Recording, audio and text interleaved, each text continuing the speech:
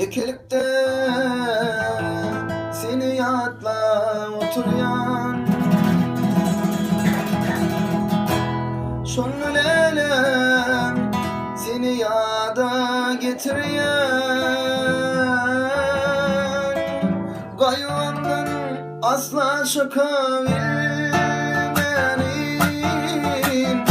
Ağlayan gitaramayı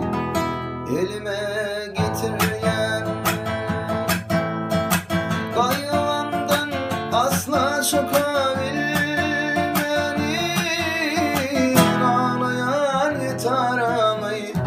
elime getiriyen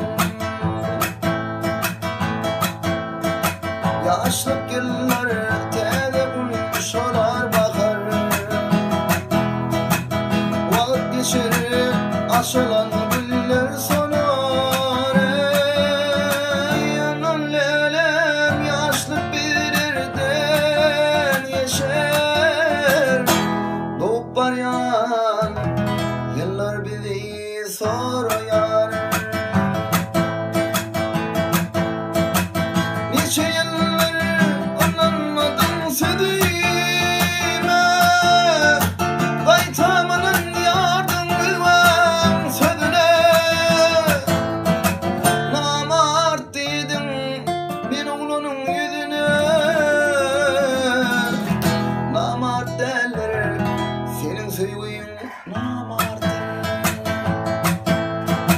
Namart dedim bir oğlunun yüzüne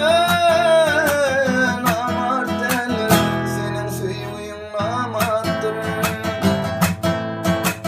Beni yandan senin burun yanarsın Gökdün gülü senin görürsün Geçin güler kerdel baktım yürüyürsen Ağlamayı yaşırın dağlar Geçin seni satıp ver bir yada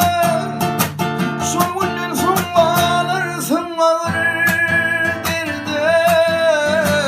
Bıyılığına bahşedeydin bir yerde Odun amart olmayı yanımda odun Bıyılığını bahşediptin bir yerde Odun amart olmayı